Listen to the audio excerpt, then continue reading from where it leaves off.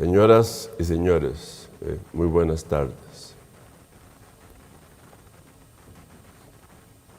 Señor presidente, este año conmemoramos el 75 aniversario de nuestra Constitución Política.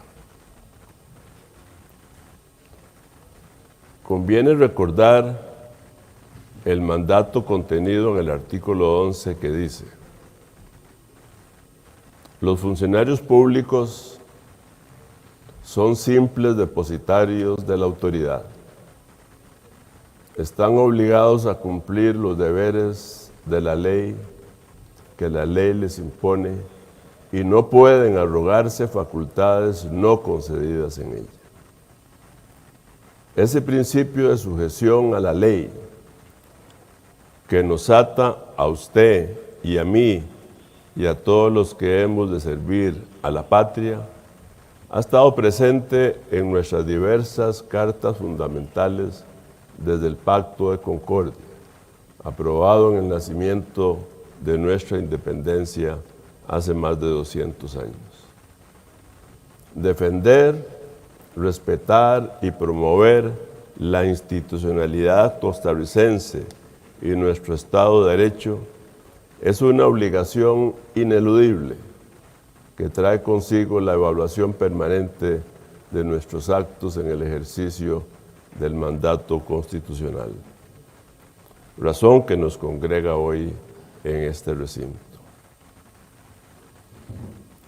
Hemos escuchado sus palabras con el respeto que se merece su alta investidura y la atención debida que corresponde al acto supremo de la democracia representativa que da cuenta de la marcha de la República confiada en sus manos por la voluntad popular.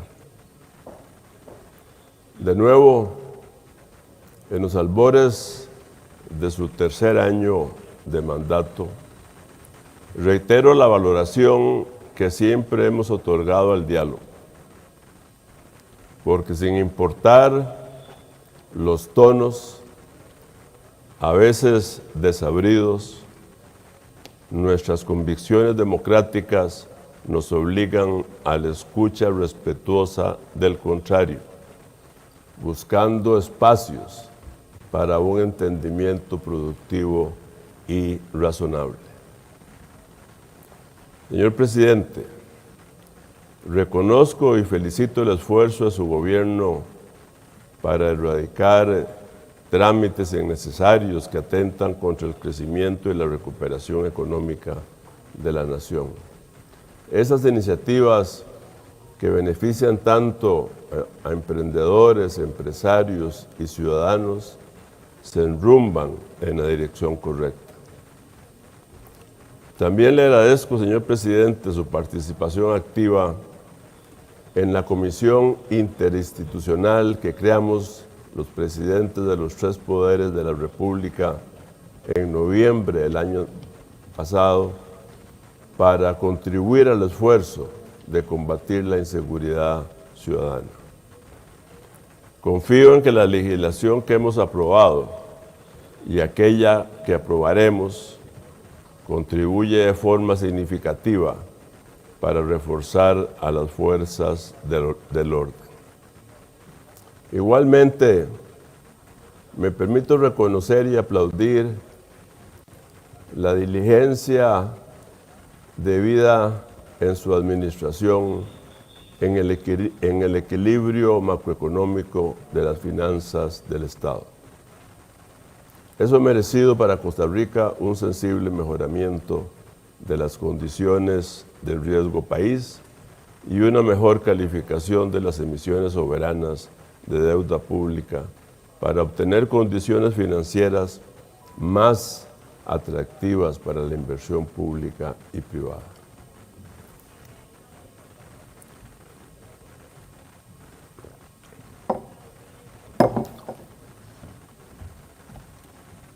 Bajo la conducción de su mandato, siguen rindiendo frutos los resultados de la reforma fiscal de la pasada administración, resultado de un proceso de negociación entre el Poder Ejecutivo y Legislativo, donde privaron los intereses del país más que los partidarios, y eso es de celebrar.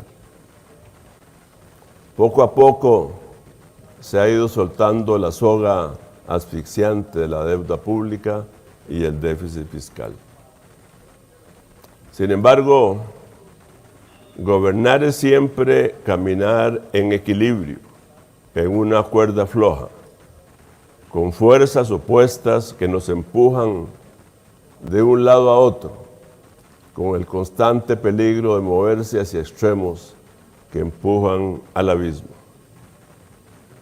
Por una parte, lo social sin sustento fiscal es insostenible, y por la otra, el equilibrio fiscal sin inversión social es peligroso y además es inhumano. Y aquí debo señalarle que divergen nuestras visiones.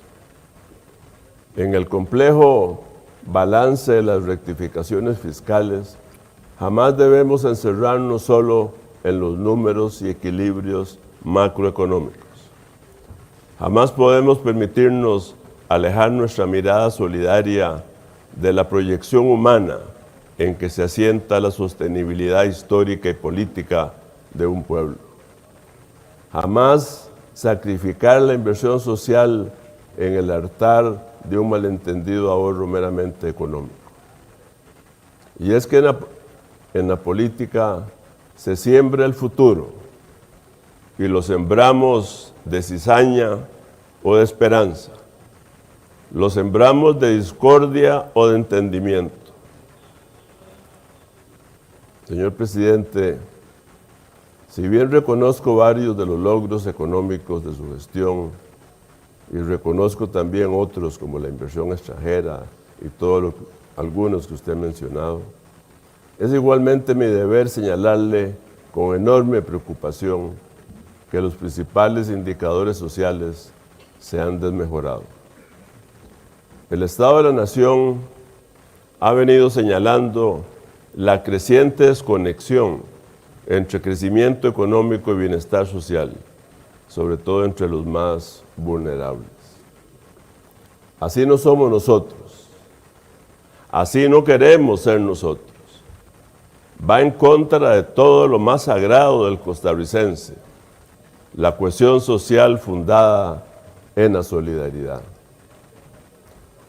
Es tan dramática esta situación que, de acuerdo con las mismas estadísticas oficiales de la OCDE que usted ha mencionado ahora, hoy somos vergonzosamente el primer país dentro de dicha organización con el mayor nivel de su población en pobreza.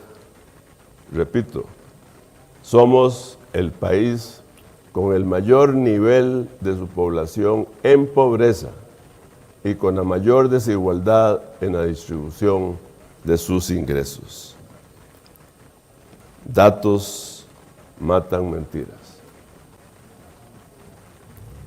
Los datos nacionales señalan con un doloroso dedo de reproche a una inmisericordia ausencia de prioridad social en las políticas económicas de su gobierno. Primero, resalta la educación, que si en el 2017 tenía destinado un insuficiente 7.36 del PIB, en este año apenas llega al 5.49, cada vez más lejos del deber cívico de asegurar a los hogares una educación de calidad. Programas claves como Avancemos han sufrido el impacto de los recortes. Datos de Lima nos dicen que el año pasado recibieron apoyo de Avancemos menos de 300,000 estudiantes, cuando en el 2022 se apoyó a casi 400,000. En pocos años, esa estadística nos reventará en la cara. Casi 100,000 jóvenes menos apoyados para que estudien harán más inseguras nuestras calles. Señor presidente, no tenemos que repetir y volver a repetir la importancia de la educación para el desarrollo nacional, para la economía del país, para la formación cívica de las personas, para la incorporación productiva de la gente a la vida nacional. Frente a nosotros, en materia de educación, solo se abre un panorama sombrío. El daño que sufrirán las nuevas generaciones si no se cambia de rumbo es incalculable. El país, señor presidente, le pide hacer algo con urgencia.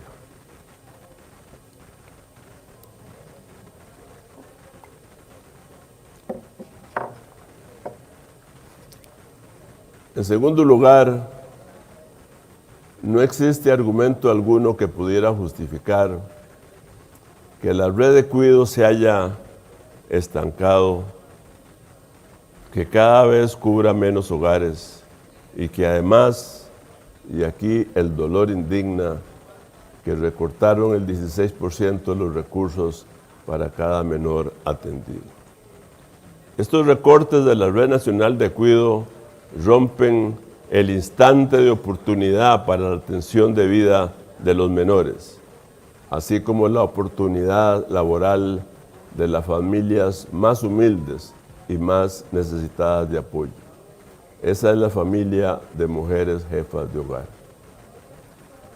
En tercer lugar, cada vez menos costarricenses que sueñan con tener una vivienda tienen acceso a un techo digno. Ha caído el número de viviendas construidas. Mientras en el 2019 se beneficiaron casi 13,000 familias, en el 2023 tan solo se llegó a una cifra cercana a las 8,000 viviendas. Es un descenso en picada hacia el precarismo, donde el crimen y el narcotráfico encuentran el mejor terreno de cultivo.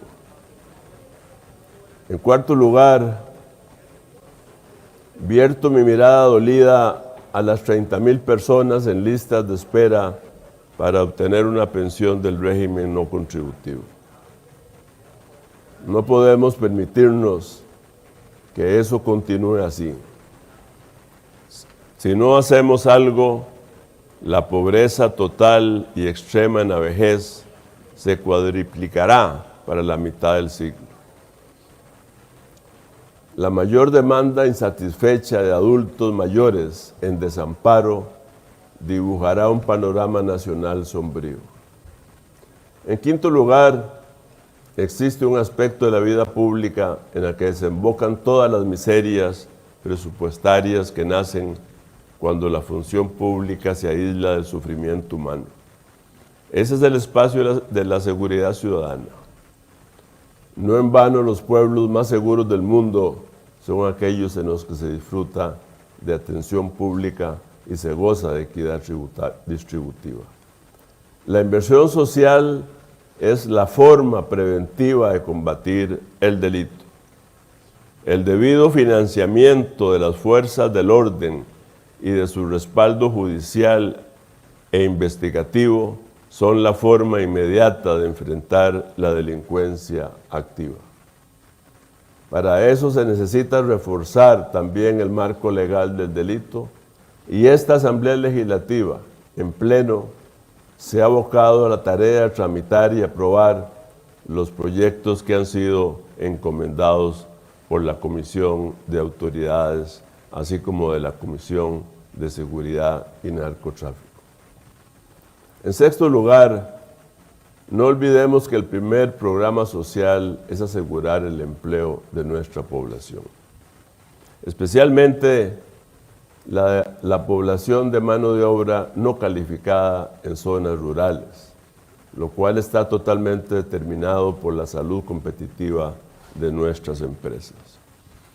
Una política monetaria y cambiaria desequilibrada pone en peligro la sostenibilidad de nuestro tejido productivo nacional y amenaza al país con mayor desempleo y cierre de empresas, en su mayoría micro, pequeñas y medianas, especialmente en las zonas rurales del país.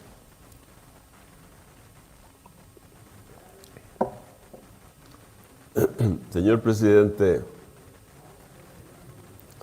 además de los puntos anteriormente señalados, me veo en la obligación de referirme a su pretensión de utilizar el referéndum para someter a la consulta popular una serie de iniciativas de su interés. Créame que conozco bien la figura del referéndum, pues soy quizás la única persona presente en este salón que ha negociado de forma exitosa con la Asamblea Legislativa la llamada a una consulta popular. En abril del 2007 indiqué mi satisfacción de que el Parlamento aprobara su convocatoria, porque aquello reforzaba la institucionalidad desde los poderes de la República. El uso del referéndum debe hacerse siempre según lo dispuesto en nuestra Constitución, en la ley y bajo el espíritu democrático por el cual fue creado. Sin embargo, procurar el uso del referéndum como un mecanismo caprichoso y vengativo para ir en contra de los poderes de la República y contra nuestra institucionalidad es una vana pretensión que no encontrará terreno fértil en este Congreso. Señoras y señores, les repito, señor presidente, esta nave así no llega a puerto. Usted ha sido el capitán designado por el voto popular y es su responsabilidad dejarnos más cerca de nuestros sueños de bienestar. Por eso no está fuera de lugar entender que la barca en que todos navegamos se encuentra en alta mar. Arriesgamos naufragar si no se gobierna con brújula y la proa avante. Sembremos esperanzas o cosecharemos tempestades. Desde la Asamblea Legislativa, reiteradamente le extendí mi mano para construir ventanas de esperanza. Sin embargo,